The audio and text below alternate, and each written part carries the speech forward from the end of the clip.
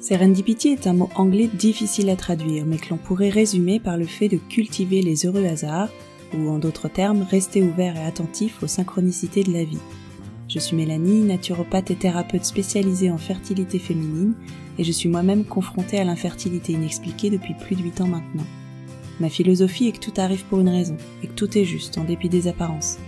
Je pense que chaque épreuve peut être vécue comme une opportunité de grandir, de remettre de la conscience dans nos vies, et de renaître. Dans ce podcast, je reçois des femmes qui ont réussi à transcender leurs difficultés à devenir mères pour se reconnecter à elles-mêmes et retrouver confiance en un avenir joyeux. 2 fois par mois, je vous donne rendez-vous pour découvrir un nouveau témoignage, grâce auquel, je l'espère, vous vous sentirez moins seul, réconforté et peut-être même déculpabilisé. Bienvenue dans Serendipity, le podcast qui vous aide à vivre votre chemin vers la maternité de manière plus sereine et positive.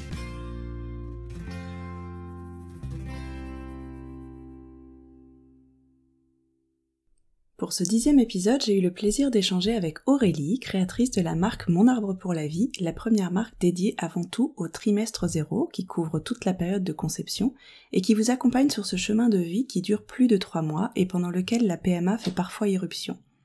Cet épisode est un petit peu différent des précédents puisque nous avons souhaité échanger sur nos cheminements respectifs afin de vous donner des pistes de réflexion pour vivre au mieux votre parcours vers bébé.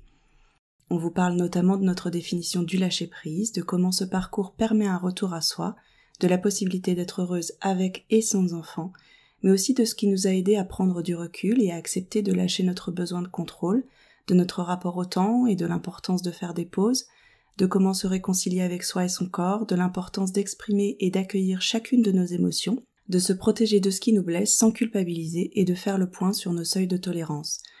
Aurélie revient également sur l'histoire de Mon Arbre pour la Vie et sur son envie de nous donner des clés pour transformer un parcours douloureux en chemin de vie initiatique, bienveillant et poétique.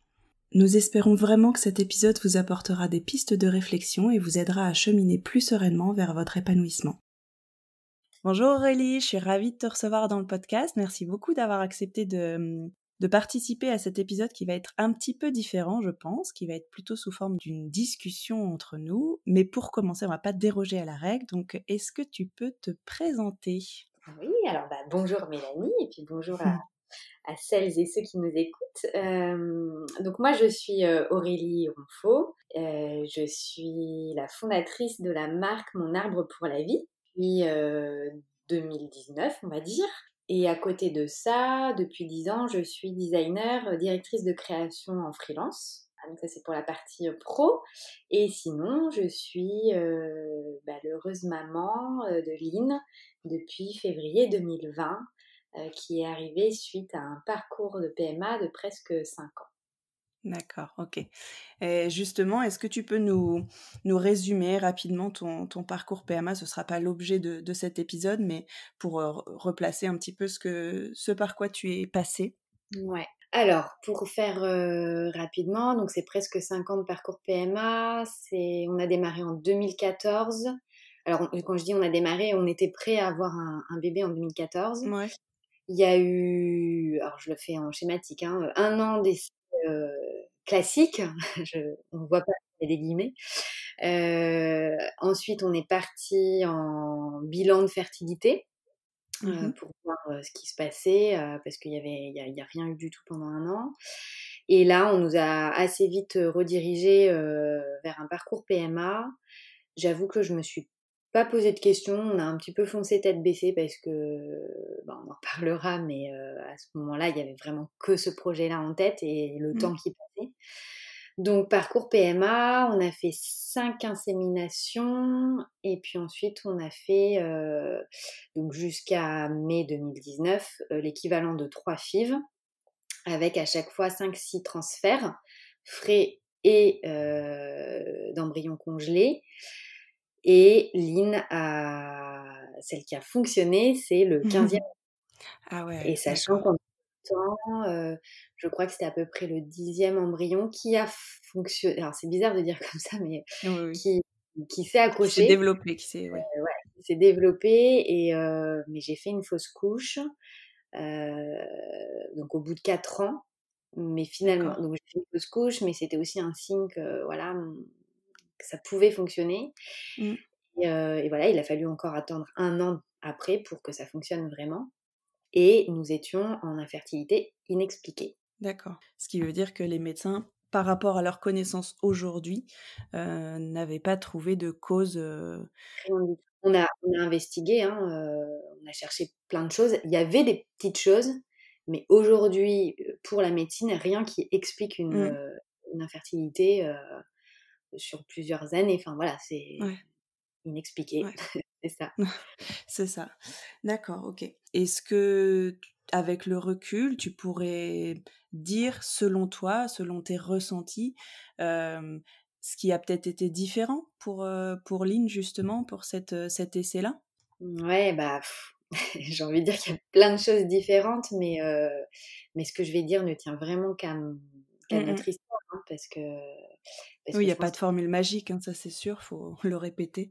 Mais oui, ce qui a changé, c'est que, bah, j'étais sur mon projet de mon arbre pour la vie, de cette marque en fait, Ouais. de développer ces outils, entre guillemets «thérapeutiques» ou enfin de voilà, ces outils qui font du bien pour avancer, qui Mmh. permettent de redonner du sens au parcours. Donc ça faisait, bah, presque 9 mois ça faisait 9 mois que j'étais en train de créer ça pour le dévoiler à la communauté PMA. Donc il y a eu ça, il y a eu le fait que vu que j'avais ce projet-là, j'ai commencé à en parler autour de moi et à m'ouvrir à mes proches, chose que Mmh. je n'avais pas fait du tout, avant. Donc D'accord. pareil, hein, encore une fois, la parole qui libère, on dépose les mots ou nos mots et j'arrivais à en parler beaucoup plus facilement sans forcément pleurer. Enfin, Ouais, chose qui n'était pas le cas auparavant. Donc il y a eu ça, il y a eu, ouais, bah, enfin, je pense que c'est les 2 choses principales ouais. et après si on veut partir du côté plus technique et médical, j'ai fait une cœlioscopie juste avant, et qui était le dernier examen, entre guillemets «médical» à faire et j'ai beaucoup apprécié la manière dont ça a été fait par le chirurgien gynéco. Parce que vu qu'on était en infertilité inexpliquée, eux, ils étaient pas forcément fanas de faire, cette cœlioscopie. Ouais. Mais ils m'ont dit: «Étant donné votre situation enfin voilà et le fait que ça fasse, presque 5 ans, on va la faire, mais c'est juste», alors entre guillemets «juste», pour vous permettre de réavoir confiance en votre corps et que vous compreniez qu'il y a aucun problème. Ah ouais, c'est chouette effectivement de l'aborder comme ça. Ouais, ça j'ai vraiment apprécié parce que, pareil dans ma tête, c'était: «OK, c'est le dernier gros examen qui est quand même Ouais. intrusif, hein, enfin c'est une Mmh. anesthésie générale, enfin voilà mais voilà pour, bah, au moins j'aurai sur le papier, on a été voir, on a été explorer et tout va bien. Mmh. Donc après vous pourrez vous faire confiance». Vraiment. Donc voilà, donc ça c'est pour la partie un peu plus médicale. Et toi, psychologiquement, ça a vraiment changé quelque chose, du coup, les résultats de cet examen? Bah, je pense parce que vraiment dans notre tête à tous les 2 avec Christophe aussi, hein, c'est le dernier truc qu'on fait. Ouais. Donc peut-être que ça a participé justement à ce lâcher prise aussi Mmh mh. et ah oui et l'autre chose aussi, qui a participé, c'est que, au printemps, donc avant que ça fonctionne, on a été rencontrer un énième, gynéco sur Paris, sachant que nous, on est sur Bordeaux, en se disant: «Bon, bah, c'est le gynéco de la dernière chance, c'est celui qu'on nous recommande pour les cas désespérés, on y va». On y a été tous les 2 en se disant: «Bah, pareil, c'est le dernier avis qu'on va prendre».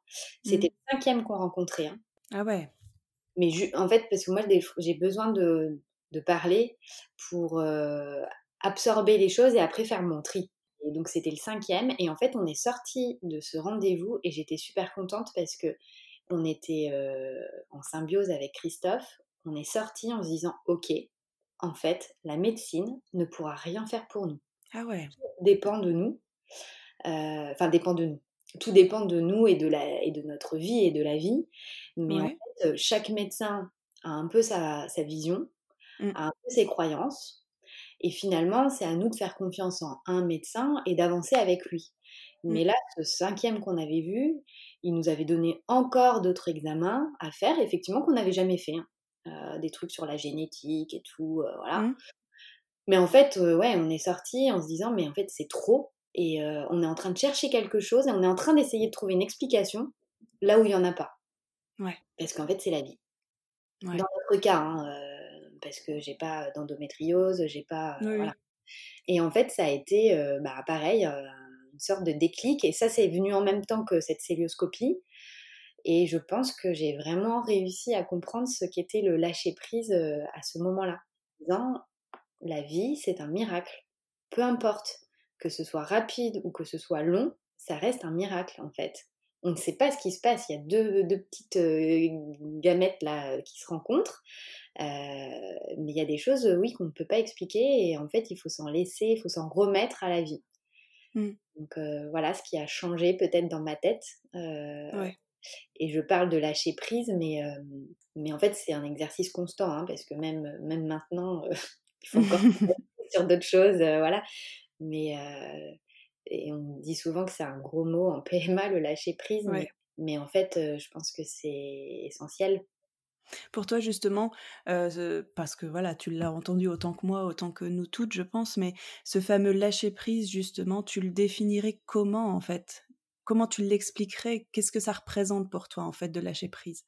Alors le lâcher prise, il y a une chose qui est vraiment différente avec le fait que c'est dans la tête. Pour moi, c'est pas Ah oui.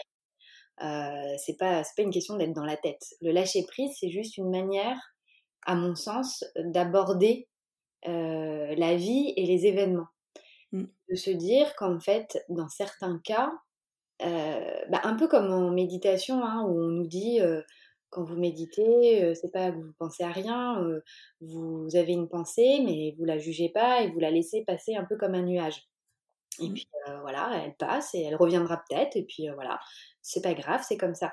Et je pense que le lâcher prise, il y a peut-être un petit peu de ça, c'est de se dire que, bah, des fois, il y a des événements, bon, et ben, je les vois passer, j'essaye de pas les juger et de pas me voilà, ouais, de pas les juger et puis je le laisse passer, en fait, c'est peut-être ça.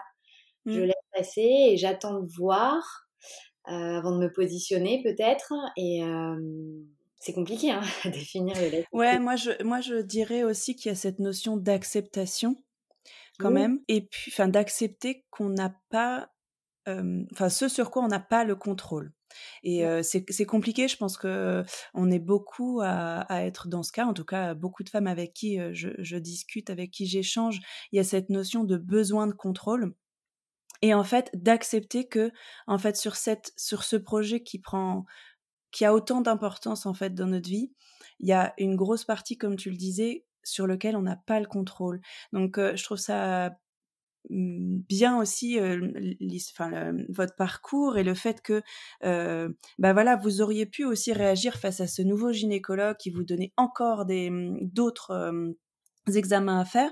Vous auriez pu vous dire: «Oh là là, mais ça on l'a pas fait, ça peut être ça», et continuer en fait dans cette obsession de trouver une solution, comme tu dis, qui peut-être n'existe pas, ou en tout cas une explication que aujourd'hui la médecine n'a pas forcément. mmh, Et du coup, être, toujours dans dans ce côté, ouais, obsessionnel, mmh. alors que là, en fait, ça vous a fait un déclic plutôt dans l'acceptation que, en fait, le la réponse, elle existe peut-être pas et c'est pas ça, en fait, qui vous convient à vous. Ouais, c'est ça, exactement. Le mot, je l'avais pas, mais c'est l'acceptation. Mais c'est Mmh, ça, en fait, de se dire de je laisse passer, c'est d'accepter que là, il y a c'est un ça. événement que je ne peux pas toucher ou que je ne peux pas maîtriser et que je vais laisser passer pour voir comment je vais réagir après. Et encore une fois, ça n'enlève pas le fait que la situation soit douloureuse, en fait. C'est pas Mmh, du tout ça. On dit pas lâcher prise pour, «Ouh, allez, faire la fête et puis, la vie est géniale». mmh, C'est juste, ouais, encore une fois, accepter qu'on ne contrôle pas les événements et comme tu dis, essayer de prendre un peu de recul mmh, sur ce que ça nous provoque, en fait, accueillir les émotions, mais plus, voilà, comme tu dis, comme en méditation, les regarder avec un petit peu de hauteur, mmh, pour, pouvoir en faire quelque chose et avancer aussi derrière. Et je pense aussi qu'il y a cette notion, bah, comme tu le disais, c'est de redevenir actrice aussi, je pense, de mmh, prendre conscience qu'il y a plein de choses sur lesquelles on peut avoir le contrôle malgré tout, comme ce fameux dernier examen qu'on vous a fait faire, enfin qu'on t'a fait faire parce que c'est toi qui l'as subi, ce dernier examen où on te l'a présenté, genre voilà, comme si une preuve que tout est ok en fait. Alors Ouais, certes, ça peut être difficile parce que moi aussi je suis en infertilité. Enfin, on est en infertilité inexpliquée et c'est une case entre guillemets de la PMA qui est particulière parce que au final, ben justement, ça te pousse totalement au lâcher prise et à l'acceptation parce que ben tu ne sais pas quoi. mmh, Tu ne sais pas. Tu rentres pas dans une case aussi, tu rentres dans cette fameuse case où on ne sait pas. Et du coup, je pense que voilà, ça pousse à cette acceptation et à lâcher prise en disant bon bah cette partie-là, je la maîtrise pas, mais qu'est-ce que je peux faire à mon niveau pour avoir une sorte de contrôle sur ce que je peux maîtriser, c'est-à-dire mes pensées, mes émotions, peut-être la partie médecine douce, peut-être justement un accompagnement psychologique comme tous les outils que tu peux proposer et dont on va parler juste après. Mais il y a quand même des choses sur lesquelles on peut avoir la main. mmh, Et c'est ce qui aide aussi, c'est pas juste lâcher prise sur tout et être dans la perte de contrôle totale, c'est pas du tout ça en fait. mmh, C'est juste accepter qu'il y a une partie, comme tu dis, que la vie, la procréation, la reproduction, c'est quelque chose d'extrêmement complexe. C'est plus complexe qu'une horloge suisse. Hein. bah, C'est ouais, vraiment plein de petits mécanismes que même la médecine, avec toutes ces années, même les médecins, voilà, reconnaissent avec humilité que bah, la PMA, c'est l'une des médecines qui a le moins de réussite aussi, le taux de réussite le plus faible aussi, parce qu'il y a encore tellement de choses à connaître en fait. Et c'est difficile à accepter, je suis d'accord, mais en fait, c'est la réalité en fait. ouais. Et puis finalement, il y a quelque chose de très beau, moi, je trouve, dans ce lâcher prise et dans ce fait que d'accepter que la vie, il y a des choses qui ne s'expliquent pas, bah, c'est que justement, c'est un vrai miracle. Et c'est Mm, pas juste un joli mot pour waouh, mon petit miracle, machin. Non, c'est ouais. dans le miracle, il y a ça, il y a ce côté vie qu'on ne sait pas, qu'on ne maîtrise pas. Et C'est en ça. fait, quand ça arrive, ou même d'autres choses, hein, ce fait de lâcher prise sur la vie, c'est ça qui rend, je trouve, la vie, la vie belle. Mm, Sinon on maîtriserait tout et je suis pas sûre que même dans la vie pro, même, voilà, ce soit aussi, aussi, sympa mm. et il y a un mot que j'ai dit, je sais plus où j'avais mis, mais qu'en fait, tout ce parcours, à mon sens, il est autant difficile que beau. En fait, c'est Mm. deux extrêmes qui sont, C'est vrai. qu'on peut penser incompatibles, mais à mon avis, enfin, je pense que justement parce que c'est difficile, il y a autant de belles choses qui peuvent être, qui peuvent se révéler. Ouais. Mais encore une fois, c'est un grand chemin, hein. Oui, oui, oui, tout à fait. On n'en est pas là. Ça demande du recul, ça demande beaucoup de, j'allais dire, de travail sur soi, mais sans culpabiliser Ouais, celles qui n'ont pas envie de faire ce chemin-là, en fait. C'est vrai que je suis d'accord avec toi qu'il y a beaucoup d'ambivalence, en fait, dans ce parcours, et c'est ce qui est aussi challengeant, en fait, parce que c'est ça, c'est aussi les montagnes russes de tout ce parcours. Mais je suis d'accord avec toi, c'est que il peut être, on peut vraiment en retirer quelque chose de positif, je pense, chacune à notre niveau, chacun à notre niveau, en fait. mmh. Ah oui, Mm, non, non, mais c'est sûr mm.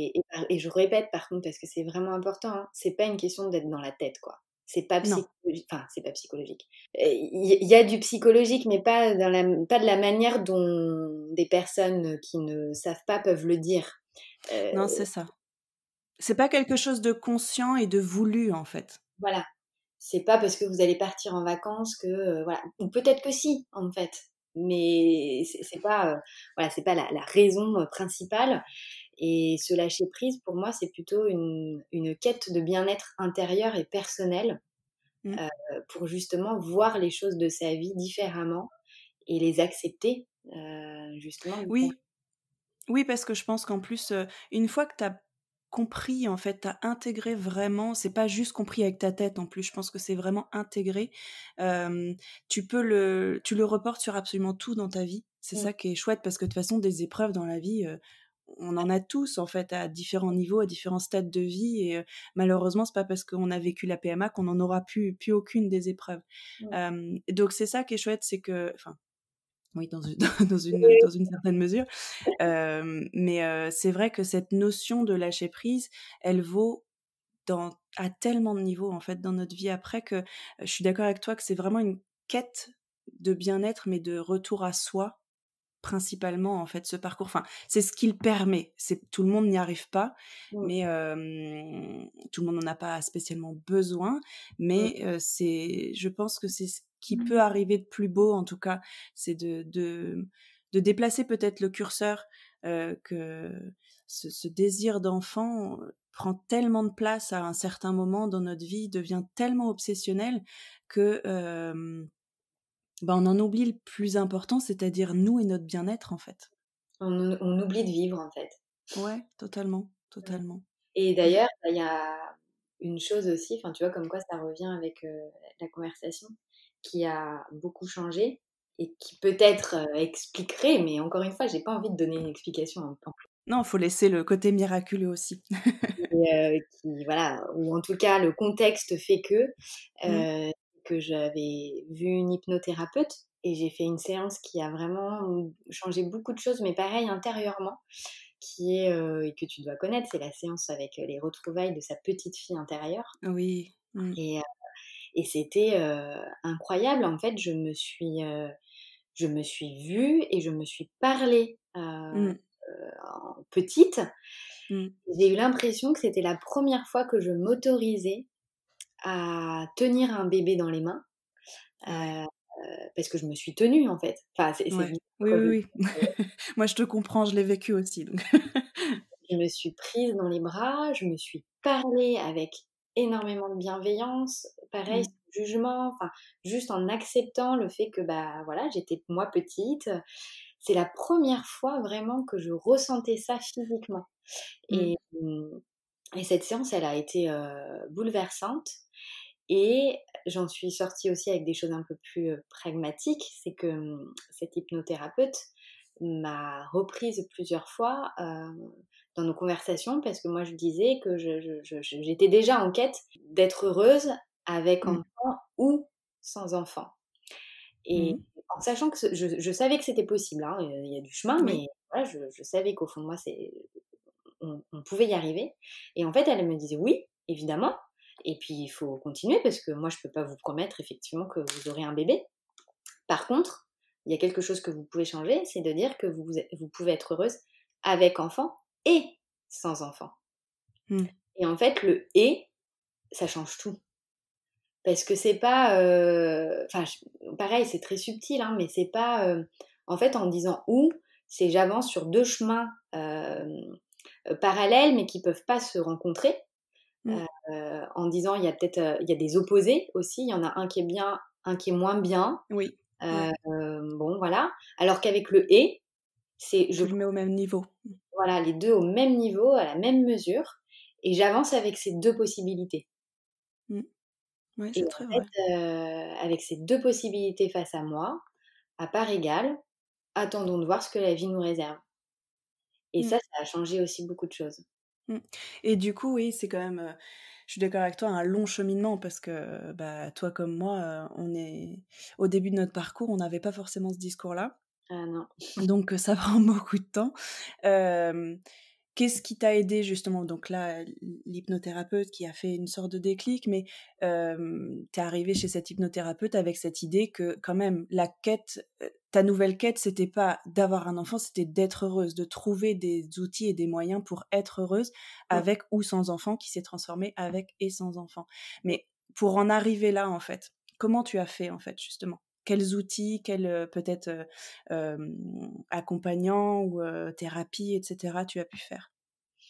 Ah bah, j'ai fait beaucoup de enfin, j'ai rencontré beaucoup de thérapeutes. Alors, je pense que c'est un cumul de plusieurs Mmh. choses, mais j'ai fait, oui, de la sophro, de l'hypnothérapie, de l'acupuncture, enfin bon, j'ai fait toutes les médecines douces que qu'on est amené à faire, Mmh. voilà. Je pense que c'est avant la pratique, je pense que c'est des rencontres humaines aussi, Mmh. avec des personnes qui ont su trouver, les bons mots pour moi. parce que quelqu'un qui va être bien pour moi le sera peut-être moins bien pour quelqu'un d'autre. Oui. Donc des échanges, comme celui-ci, hein, par exemple, Mmh. il y a des fois des petites phrases, des petits mots qui nous font des déclics. J'ai parlé avec, quand j'ai lancé, mon arbre pour la vie, j'ai parlé avec certaines, femmes plus qu'avec d'autres sur, en messagerie, privée, et on avait des conversations de copines, mais en fait, voilà, des fois, il y avait des réflexions qui sortaient et paf, qui: «Ah ouais, en fait, j'avais pas pensé à voir les choses comme ça». Donc Mmh. pour moi, c'est un cumul de tout ça, mais enfin ouais, j'ai pas de réponse précise à ta question, parce que c'est aussi une question de temps, Ouais. et que comme tu dis, au début du parcours, on n'aurait pas eu, ni toi ni moi, ce discours, mais en même temps, je n'aurais pas eu non plus cette ouverture d'esprit, Mmh. envers les autres au début du parcours. J'aurais pas Mmh. été prête. C'est pour ça que je le dis aussi beaucoup sur mon site, c'est que il faut vraiment apprendre à s'écouter, et que quelque chose qui est vrai pour l'une n'est pas vrai pour l'autre. Oui, Et tout à fait. moi, il m'a fallu 4 ans, pour m'ouvrir et pour en parler. Il y en a d'autres, elles ont besoin d'en parler tout de suite, et bah, c'est très bien. Il y en a d'autres, il Mmh. leur faut plus de temps, et bah, c'est très bien aussi. Dans tous les cas, de se forcer à faire les choses, du coup, elles sont pas vécues et intégrées de la même manière. Je pense que moi, ça a pris quand même pas mal de temps. Alors moi, je suis toujours pas maman, donc je pense que voilà, le temps est peut-être, différent aussi, mais je pense que c'est ça, le vrai changement pour ma part, ça a été vraiment quand j'ai repris la main, en fait, sur ce parcours. C'est vrai que je me suis totalement, laissée porter les, 2-3 premières années avec, bah, la première année, d'essais, Mmh. «normaux» entre guillemets, puis après la PMA, je me suis vraiment totalement laissée porter. Je me suis pas du tout interrogée. C'est vrai qu'aujourd'hui quand, bah, quand j'enregistre, mes épisodes de podcast ou quand je discute avec des femmes, je me dis: «Mais c'est fou, en fait, je me suis jamais posé de questions». Je me suis pas posé la question si c'était normal ou pas le nombre d'embryons d'ovocytes que j'avais, lors des ponctions, le nombre d'embryons qui me restait, le fait que j'ai jamais eu d'embryons congelés. Du coup, d'un sens, ça m'a permis de rester plus zen parce que c'est vrai que plus on Mmh. avance en fait dans ces parcours PMA, plus on en sait. Donc je pense qu'il y a 2 facettes un petit peu à ça, c'est que c'est bien, ça nous permet d'être actrice aussi un petit peu plus quand on en sait beaucoup, mais ça peut créer aussi des peurs, Mmh. et puis de tout analyser, encore ce besoin de contrôle en fait sur tout ça Mmh. qui peut être, bloquant. Ouais, bah, c'est ça. D'une certaine façon. Mmh. Et du coup, moi, c'est vrai qu'au bout de la troisième FIV, j'ai eu le besoin de faire une pause parce que, ça a été un trop-plein, et je m'étais dit: «Bon, allez, je fais une pause de 2-3 mois, le temps de l'été, on reprend à la rentrée». Et en fait, cette pause, elle a duré 4 ans finalement parce que, bah, plus je m'éloignais de la médecine, de ce parcours en fait, plus je prenais conscience que je m'étais complètement oubliée. Et pendant ces 4 ans, je me suis vraiment, recentrée, en fait, sur moi, sur ce que je ressentais. Et c'est vrai que, j'ai rencontré beaucoup de thérapeutes, je me suis vraiment tournée vers la médecine, naturelle, je me suis formée à la naturopathie à ce moment-là. Mais vraiment, j'avais besoin de reprendre, la main un petit peu sur tout ça, de comprendre certaines choses, encore ce besoin de contrôle, mais surtout, je me suis petit à petit reconnectée, en fait, à moi. Et j'ai été plus à l'écoute de ce que je ressentais, de mes besoins, et c'est ce qui m'a aidée aussi à voir les choses différemment. Et vraiment, je pense que c'est peut-être avec la thérapie quand même, moi, que ça m'a vraiment fait beaucoup de déclics, où j'ai compris que mon curseur n'était pas au bon endroit, que ce désir d'enfant était devenu un besoin obsessionnel. Et à partir du moment où un enfant devient un besoin dans ta vie, il y a quelque chose à creuser quand même. C'est que tu as besoin de combler quelque chose, en fait, et qu'un enfant ne viendra pas combler de toute façon, même s'il vient, s'il arrive. Mais en plus, ça déséquilibre un peu toute ta vie, parce que ça déséquilibre ton couple, ça déséquilibre toi, la place que tu te donnes dans ta vie, et puis ça met une pression énorme sur les épaules de cet enfant qui est censé combler un mal-être, en fait, chez toi. Mmh. Heu, encore une fois, je parle de moi, mes conclusions, hein, Oui. chacun prend ce qu'il a à prendre. Mais Mais à partir du moment où j'ai vraiment compris ça et intégré ça, ça a changé toute ma vision des choses, vraiment. Ah, mais j'approuve complètement Mmh. et pour, compléter ce que tu dis, tu vois, moi, il y a un moment, en fait, je voyais toutes ces femmes, alors pareil, c'est peut-être des clichés, hein, mais je voyais toutes ces femmes pour qui, alors, sans rentrer dans le parcours PMA ou pas, hein, mais qui ne vivaient que pour leur enfant. Mmh. Heu et en fait, je me disais: «Moi, je veux pas ça». Mmh. Hem, En fait, je suis une femme d'abord et oui, j'ai envie d'être mère et évidemment, si je le suis, j'aimerais mon enfant, plus que tout et je ferai beaucoup, beaucoup de choses pour lui. Mmh. Et je suis d'abord quelqu'un moi aussi. Mmh. Heu et en fait, je trouve que ce parcours nous aide à nous construire nous en tant qu'individus, en tant que femmes et finalement nous permet, s'il y a un enfant après ou pas, enfin, mais pour le Mmh reste mh. de notre vie, de construire des piliers, où oui, on ne dépend enfin notre bonheur ne dépend pas d'un autre individu. De quelque chose d'extérieur, ouais. Voilà, de quelque chose d'extérieur. Alors après quand tu as ton bébé, oui, ce bébé fait partie de ton bonheur, Bien évidemment, sûr. mais c'est pas que.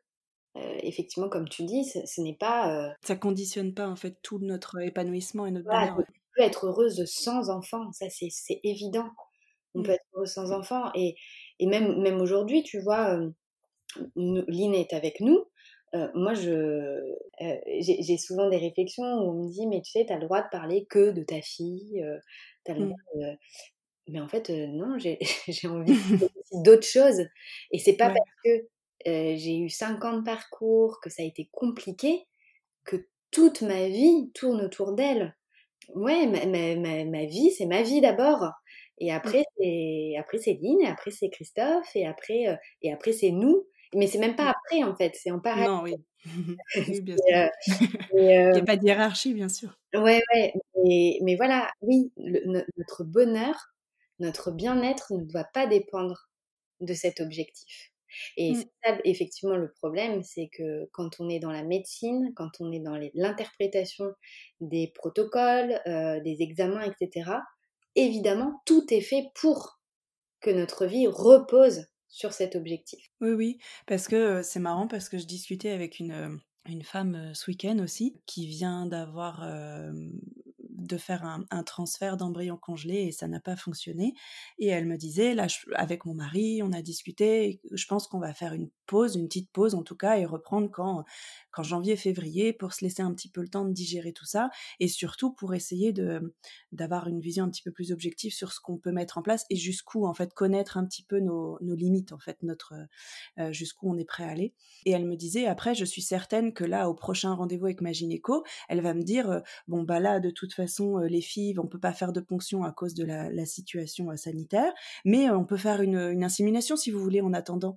Et je trouve ça dingue, en fait, je trouve ça vraiment dingue que on n'est pas que des corps, en fait, on n'est pas que des utérus prêts à porter des enfants, il y a aussi toute une question d'humain, et en fait, c'est complètement oublié, ils sont dans leur protocole, ils veulent répondre à notre envie, je ne contredis pas ça, mais du coup, on est dans un espèce de tourbillon de machine à laver, je trouve, de tambour, où on est un petit peu pris comme ça par le temps, parce que nous-mêmes, on a cette notion de temps qui est hyper présente dans ce genre de parcours, mais en plus, ils nous mettent en fait cette pression aussi. C'est ça, Et ça devrait venir d'eux aussi de dire prenez le temps.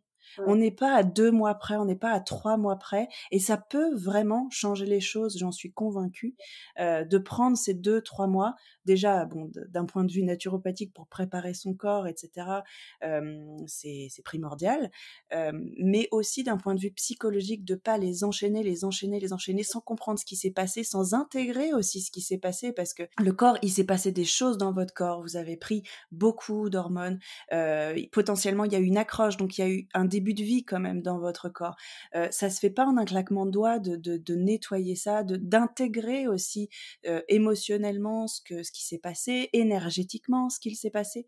Mmh. Donc c'est vrai que cette course aux essais, aux protocoles enchaînés, c'est assez épuisant et assez... En même temps, pareil, c'est compliqué parce que, si on a un médecin qui est face à nous et qui nous dit: «Prenez le temps, faites une pause», si on n'est pas Oui, là pour l'entendre, ouais, en fait, on l'entend pas et on pousse nous-mêmes ouais, dans cette course. Donc c'est pour ça, comme tu dis, c'est un espèce c'est de vrai. cercle, entre guillemets «vicieux» ou un tourbillon, c'est plus joli le tourbillon, dans lequel on est tous pris, les médecins et nous, les patients, et où c'est pour ça que le lâcher prise, on en revient. Mmh. À partir du moment où en tout cas on essaye de l'avoir en tête, et bah, hop, on sort un petit Ouais, peu du tourbillon ouais. et on voit, et c'est pour ça que, je parle souvent de la pause imposée, Mmh. et finalement cette pause imposée, elle peut être bien. Elle peut être très bénéfique. Oui, c'est sans doute celle qu'on vit le mieux parce qu'elle est imposée justement. Ouais, et au début, elle est peut-être compliquée à accepter, mais en fait, souvent, en tout cas toutes les femmes avec qui j'en ai parlé, elles sont là en train de dire: «Waouh, merci. En fait, grâce à cette pause imposée, Mmh, j'ai pris le temps de respirer, quoi, et c'est vrai. justement, j'ai pris du recul», et si on n'a pas quelque chose qui nous pousse à prendre ce recul, et ben, voilà, on est dans ce tourbillon effectivement, et puis, bah, ça tourne, ça tourne, ça tourne jusqu'à ce que, ça soit la cata. Et pour parler un petit peu justement de ce que tu as mis en place, de ta marque, est-ce que tu peux nous raconter un petit peu, alors ça a commencé avec, ces magnifiques affiches que j'adore, Mon arbre pour la vie, hein, vraiment l'origine de ta marque du coup. Comment tu en es arrivée là? Alors en fait, moi ça a commencé, alors bon, de base déjà c'est mon métier d'imaginer des projets et de créer, et puis, bah, après ma fausse couche là, je sentais que j'avais un besoin de redonner du sens à ce parcours, de savoir, en tout cas je savais qu'il fallait que je continue le parcours, mais avec, différemment, parce que sinon, ça allait être, enfin sinon j'allais me foncer dans un mur, émotionnellement parlant. Je me suis pas mise en tête de trouver, une idée pour vivre mieux, mais en fait, Oui. j'ai fait de la méditation, et pendant une méditation sur, la nature et sur l'arbre, en fait, j'ai eu ce flash, j'ai eu cette idée en faisant le parallèle de l'arbre et du corps humain, enfin et de nous, humains. Mmh. Avec toutes ces symboliques, et ces parallèles de cycle de vie, de saisons, de temps Mmh. qui passe, de racines.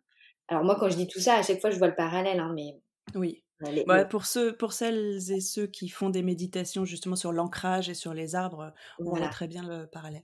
donc les racines, le tronc qui grossit, les branches, je bah, donc pour faire un parallèle pour ceux à qui ça ne parle pas, mais on parle d'une petite graine qui va pousser, Mmh. elle aussi, Ouais. et puis on a ce petit tronc, qui commence à pousser, mais qui au début est tout frêle.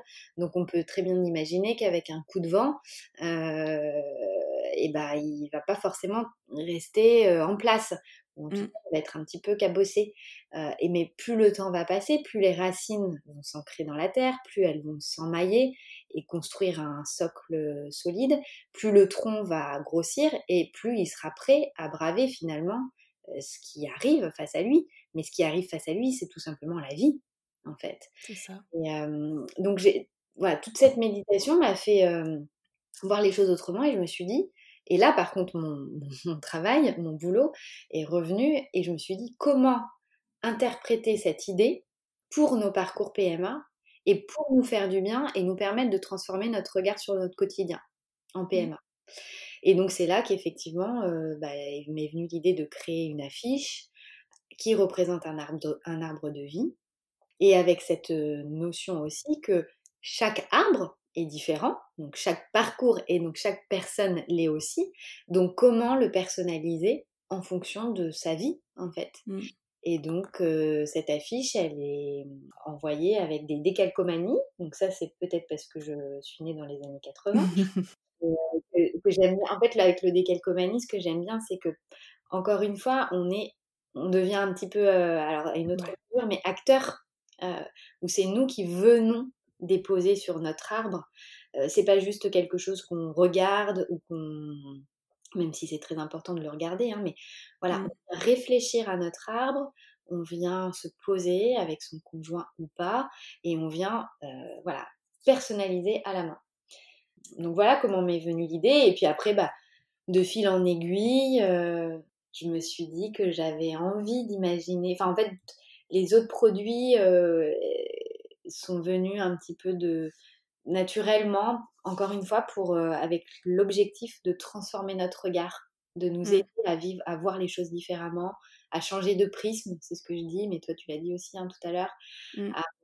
à changer son curseur. Enfin bon, voilà, il y a Mmh. plein de manières de le dire, mais parce que oui, c'est difficile, c'est douloureux, c'est triste. Enfin, tout ça, enfin, tout ça, c'est vrai. Et il faut pas s'en cacher, et il faut pas en Mmh. avoir honte. Mais derrière tout ça, on a aussi la capacité, et ça, c'est quelque chose que l'être humain, je pense, enfin, que chaque être humain a en soi. On a la capacité à rebondir euh, et à vivre. Sinon, on serait tous en train de se suicider là, je crois. C'est Mais, sûr. mais on a cette capacité-là, et des fois, on a besoin d'un petit coup de pouce. On a besoin de, voilà, de petits boosters, de mantras. Enfin, Mmh. et moi, je me suis donné, entre guillemets, en toute humilité, cette mission euh, de donner ses ressources pour le faire, Mmh. et que chacun puisse se les approprier. Donc, il y Ouais. a l'affiche arbre de vie, il y a des méditations, Oui. évidemment aussi. Ça, parce que moi, j'ai médité avec d'autres outils qui sont très utiles aussi, mais qui n'étaient pas liés à la PMA. Et j'avais envie, Ouais. dans ce parcours, d'avoir aussi des choses dédiées à la PMA, avec le Mmh. vocabulaire de la PMA. Ouais. Donc, il y a cet accompagnement-là. Il y a des cartes étapes et développement personnel, pareil, qui donnent, avec une petite carte, un petit format, un message qui fait réfléchir. En fait, Mmh. c'est que j'ai vraiment envie d'amener les gens à se poser des questions sur eux-mêmes et sur ce qu'ils sont en train de vivre. Et c'est d'une certaine manière reprendre les rênes et redevenir Ouais. acteur quand on se pose des questions. Et puis le dernier produit, eh ben, c'est celui qui vient de se terminer en campagne de financement, qui est donc un guide papier écrit et qui s'appelle Vivre plus sereinement les étapes clés d'un parcours PMA, et qui retrace un petit peu bah, toutes mes réflexions et tous les conseils, encore une fois, avec beaucoup d'humilité, et que je peux donner pour aller vers cette quête de mieux-être, d'abord Mmh. individuel, dans ce chemin de PMA. Oui, et pour l'avoir lu, en tout cas, ce guide, avoir eu la chance de le lire en avant-première. Et donc tu es l'auteur aussi de la préface, ne l'oublie pas. Oui, merci beaucoup de m'avoir fait confiance. C'est vrai que c'était un nouvel exercice pour moi, mais j'ai été ravie d'écrire cette préface parce que, ce guide, enfin, cette façon d'aborder la PMA n'existe pas encore sous ce format-là, en tout cas. C'est assez rare qu'on le voit comme ça. C'est pas juste un guide qui, explique toutes les étapes, ce par quoi on va passer. C'est plutôt, les étapes, mais vues, enfin, d'un point de vue plus psycho-émotionnel, je dirais. Mm. Ce qui va se passer, ce qu'on peut ressentir et comment on peut essayer de voir les choses différemment. Et ce qui est bien, c'est qu'il s'adresse autant aux femmes ou aux couples qui démarrent tout juste la PMA ou qui vont se lancer un petit peu dans ce parcours-là, mais tout comme aussi ceux qui sont en parcours depuis quelque temps, parce que, comme on disait au début, le cheminement qu'on peut faire pendant tous ces parcours et toute la vie de toute façon, on change tellement de mois en mois, de jour en jour, etc., que je pense que c'est un guide que tu peux lire au tout début de ton parcours, comprendre certaines choses, avoir certains déclics avec certains mots, comme on disait, et le relire 2 ans après et apprendre encore des choses, comprendre encore d'autres choses, en fait. Mm. C'est aussi ce que j'adore dans le développement personnel, même si ce mot est un peu galvaudé avec les années. Mais c'est vrai que moi, j'ai adoré cette vision très douce, en fait. C'est vraiment très doux et très poétique, je trouve, de la PMA. Et ça fait du bien parce que c'est vrai que quand on dit PMA, on ressent quelque chose de très froid, je trouve, très mécanique. On se voit réduire beaucoup à notre corps, à un utérus sur pattes, j'aime bien dire souvent. Mm. Malheureusement, on se sent assez seul déjà dans notre couple, parce que bon, on a des façons différentes en fait d'aborder les choses et c'est ok, mais c'est pas toujours facile à vivre et à accepter. Mais aussi face aux médecins parce qu'ils ont pas le temps, parce ils sont coincés un petit peu dans leur vision des choses, dans leur protocole, dans leur façon d'aborder les choses. Et il y en a pas beaucoup, je trouve, qui ont l'humilité aussi de prendre un peu de recul et d'être à l'écoute aussi des patientes et de leurs demandes, et c'est quand même très dommage. Et du coup, ce guide redonne un petit peu, enfin totalement même, redonne les clés sur ce parcours, des clés pour avancer, pour essayer de voir les choses différemment en fait. Et moi j'adore, je le conseille à tout le monde. Donc Mmh. voilà, pour une petite un petit cocon de douceur en fait, et pour pouvoir aborder chaque étape, déjà étape par étape, on y va un pas par un pas, et puis d'apporter des pistes de réflexion pour essayer d'en tirer le meilleur et de ne pas subir en fait. Comme tu dis, enfin, le mot douceur, pour moi, il est très important parce que, déjà, c'est de la douceur, moi, dans ma manière d'écrire, mais c'est aussi pour que chacune, réaccepte ou réapprivoise la douceur envers, soi-même. Oui. Et souvent, comme tu l'as dit, la PMA, c'est froid, c'est médical, c'est mécanique, c'est Mmh. technique et on a tendance, nous aussi, à penser de cette manière-là à un moment, alors qu'on a besoin d'être plus indulgent avec son corps, avec soi-même, avec ses émotions. Et Mmh. on en vient à détester son corps, on en vient Mmh. à ne plus le comprendre, à en avoir honte. Quand on dit: «Je le comprends pas», en fait, c'est presque une sorte de rejet, Oui. alors qu'en fait, en acceptant et en remettant, un peu de douceur et de dire: «Bon, bah, OK, mon corps, je comprends, c'est pas facile, je Ouais. te fais quand même subir aussi des choses, compliquées. On va Mmh. prendre le temps ensemble d'avancer» et ça, c'est hyper important. En fait, c'est que ça permet Oui. de redonner de la confiance aussi Oui. envers ce qui se passe, dans sa vie et Oui. un exemple, alors là, pour le coup, très pragmatique, c'est qu'à un moment, tu sais, bon, bah, tu fais tes stimulations là et puis tu vas faire les contrôles échographiques pour voir Mmh. si tes ovules là, ils ont bien grossi ou pas. Et à chaque fois, c'est quand même le stress. «Oh là Ouais. là, est-ce qu'ils vont avoir pris, les 2 millimètres, machin? Est-ce que mon Mmh. millimètre, il est en triple feuillet, machin?» Enfin bon, bref. Et tu angoisses, enfin, tu fais ton premier rendez-vous et pendant 48 heures, tu angoisses du prochain rendez-vous en te disant: «Oh, pourvu que ça grossisse, pourvu que Mmh. machin». Mais en fait, tu ne peux rien faire. C'est ça. Fais confiance dans ton corps, Mmh.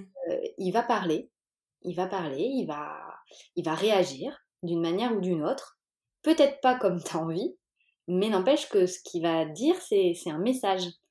C'est Heu ça. et c'est peut-être parce que c'était pas le bon moment.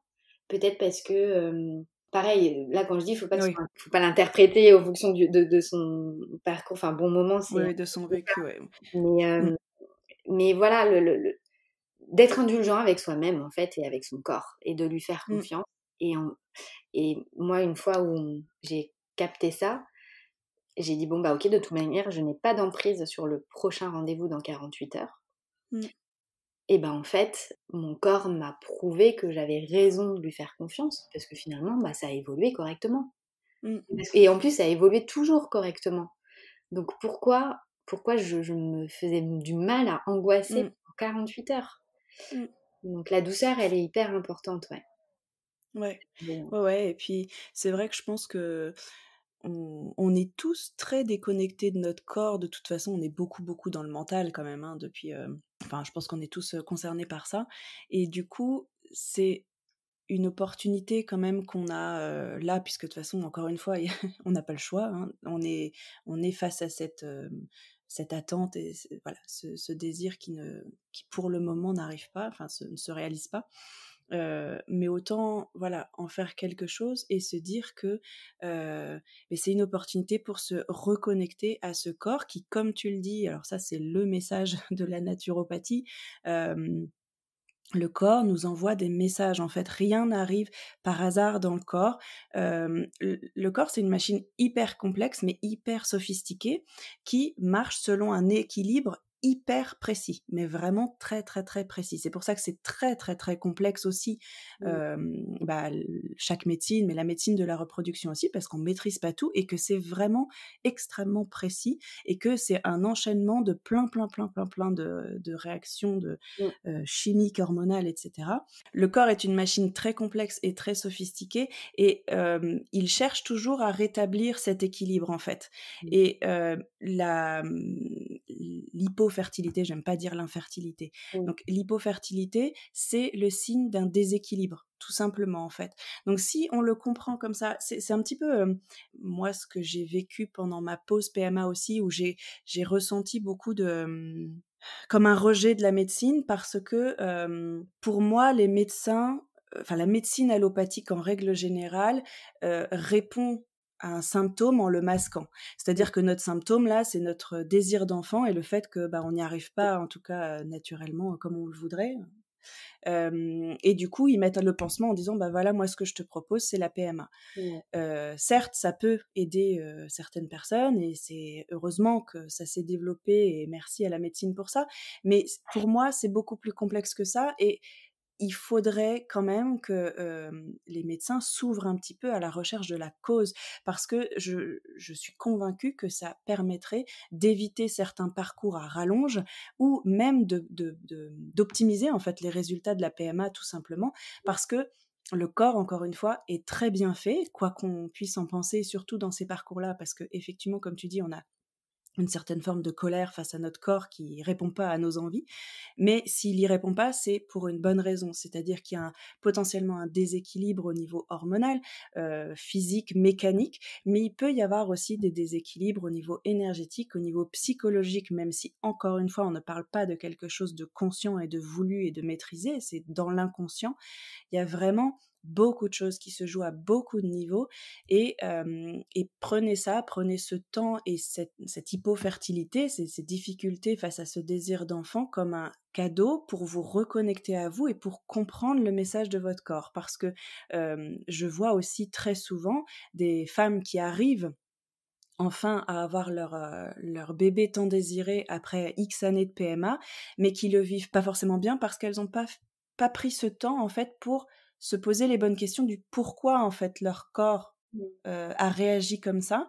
Et voilà, moi c'est ce qui me passionne aussi dans mon métier, c'est vraiment de remonter à la cause pour rééquilibrer le corps en fait, pour repartir sur quelque chose sur des bases saines, même si c'est complexe, même si ça se fait pas en un claquement de doigts. Et c'est aussi la difficulté un petit peu dans ces parcours parce que quand je reçois des consultantes en naturopathie, le plus difficile c'est de leur faire comprendre qu'il faut 3 à 6 mois pour rétablir l'équilibre en fait dans le corps. Ça veut dire tout de suite qu'on entend ouh là là, ça fait 6 mois de pause, moi j'ai pas le temps, je vais en PMA. Mmh. Mais c'est dommage parce que comme je disais, ça crée des parcours à rallonge, ça crée des symptômes pas, enfin des effets indésirables forcément face au traitement, potentiellement des grossesses aussi qui sont pas bien vécues parce que il y a pas eu les nettoyages, les rééquilibrages suffisants avant. Donc c'est vraiment, encore une fois, je pense que le plus difficile dans ces parcours, c'est d'apprivoiser ce temps et de le voir comme un ami plutôt qu'un ennemi en fait.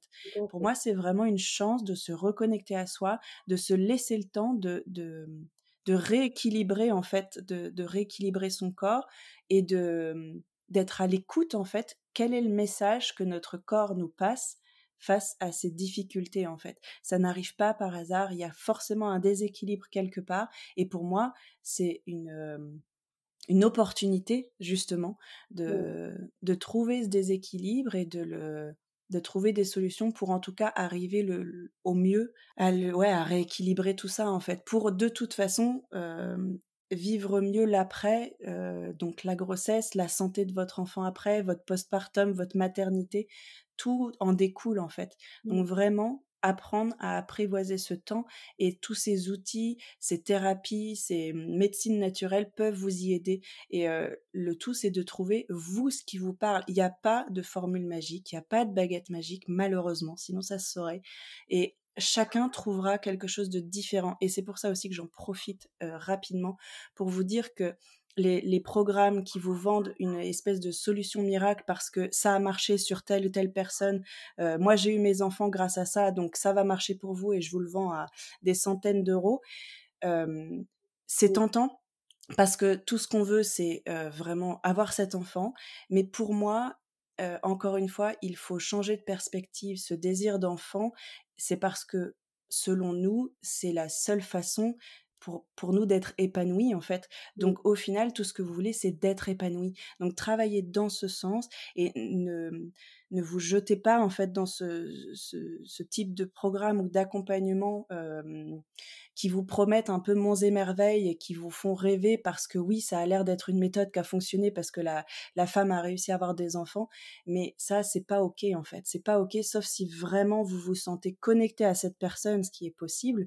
Mais n'y allez pas parce que ça a marché pour elle, parce que il y a quand même peu de chances que ça marche pour vous si vous y allez dans cette optique-là. Vraiment, essayez d'être connecté à votre intuition et de trouver les personnes qui vous appellent, en fait, qui vous parlent et qui pourront vous accompagner sans vous promettre, en fait, l'enfant derrière.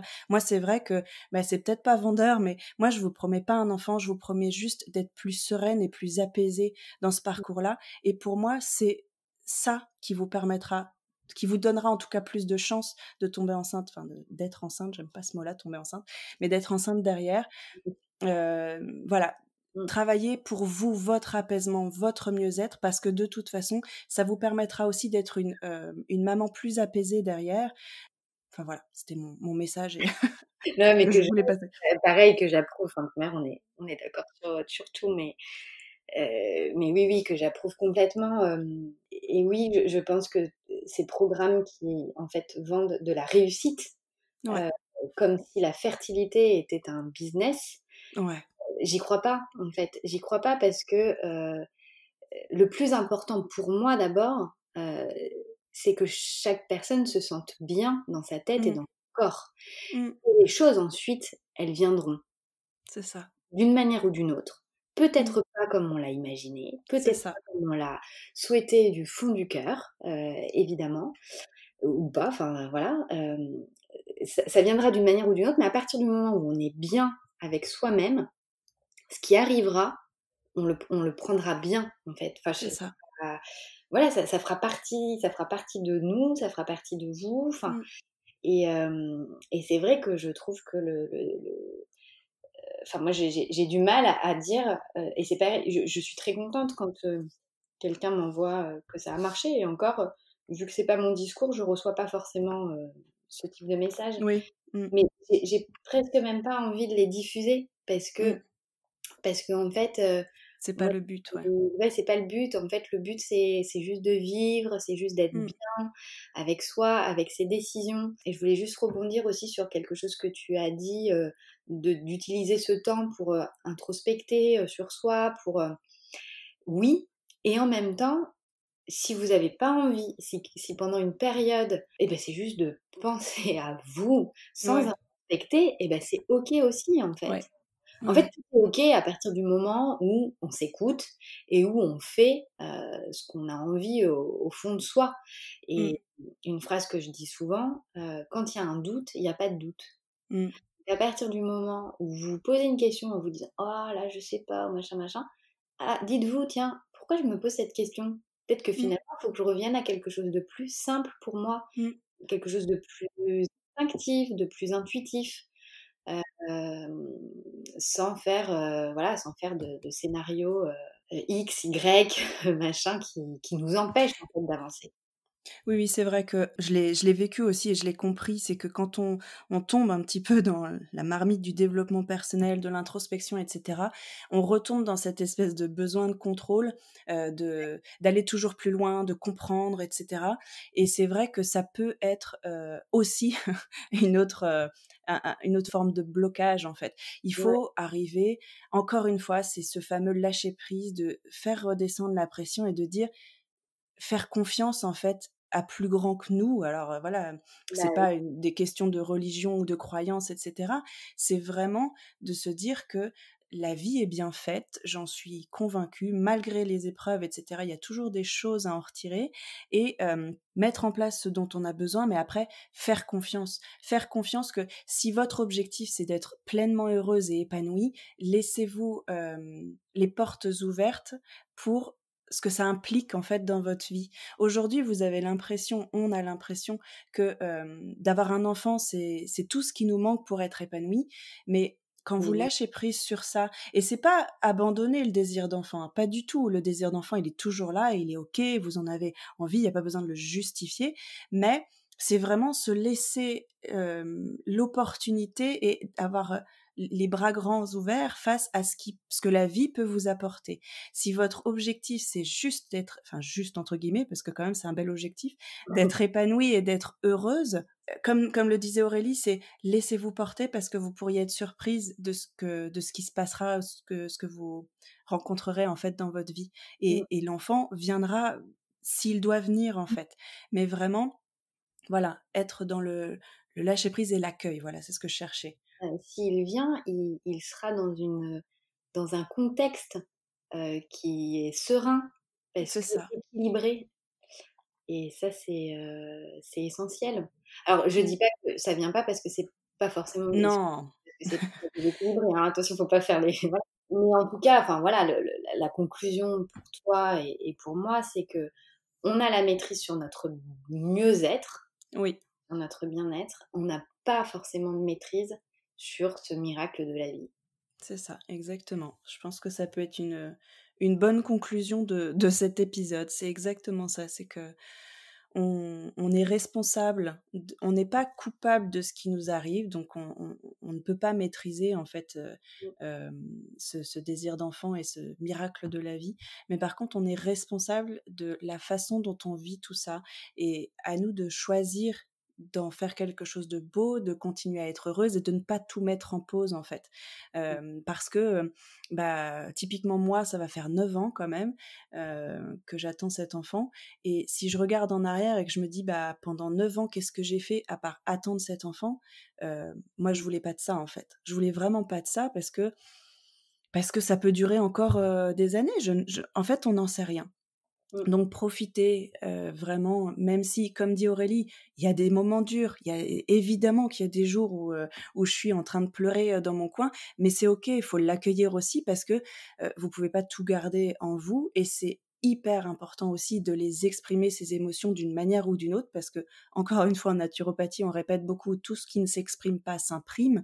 Donc faites sortir tout ce que vous avez à sortir, accueillez chaque émotion, qu'elle soit agréable ou désagréable, parce qu'il n'y a pas d'émotions positives ou négatives, c'est des mmh. émotions douloureuses ou plus agréables, mais accueillez tout ça, et pour mieux repartir. Je pense qu'à partir du moment où tu apprends aussi à accueillir tes émotions, tu remarques que l'épisode un peu down dure un peu moins longtemps, et tu as plus de force aussi pour ressortir la tête de l'eau et avancer en choisissant d'être heureuse, aujourd'hui et pas sous condition d'avoir un enfant en fait. Ouais et puis, un dernier truc, hein, alors je sais pas si ça fait une conclusion, mais, être heureuse, c'est effectivement, ça n'empêche pas que d'être en colère, Bien sûr. d'en vouloir à quelqu'un, de ne plus vouloir voir quelqu'un, Mmh. de, que ce soit justifié ou pas, hein, enfin, peu Oui, oui, il importe. y a pas de cette notion de culpabilité, de devoir sourire à tout le monde. Mais non, si c'est pas OK pour vous à ce moment-là, si vous en avez pas la force, c'est normal et c'est OK, et ouais, ça, cette notion de culpabilité, c'est sûr qu'on pourrait refaire un un épisode là-dessus. Son bien-être à soi, quoi. Moi, C'est j'ai ça. accepté à un moment que je ne voulais pas parler de grossesse avec quelqu'un qui était enceinte. Ouais. Donc on m'a dit: «Oh, non, il faut pas faire ça, il faut que tu sois heureuse, il faut que machin, il faut que machin». Mais non, en fait. Mmh. Et j'ai accepté ce truc de que je ressentais de l'injustice. Ouais, j'ai accepté d'être, dans enfin ouais, d'être en colère et j'ai accepté que les gens n'étaient pas d'accord avec ce que je ressentais Mmh. et ça fait partie de mon mieux-être, en fait. Oui. Tout de suite après ça, et comme là j'aime bien aussi cette image que tu dis, tout ce qui s'exprime pas s'imprime. Hem, Moi je l'ai pas dit, enfin du coup tu l'as lu dans le guide, je l'ai pas dit comme ça, mais tu sais à un moment j'ai fait un parallèle sur le la respiration, l'expiration, l'inspiration. Mmh. Et en fait, c'est pareil sur ce souffle où en fait, on respire, c'est la vie. Mmh.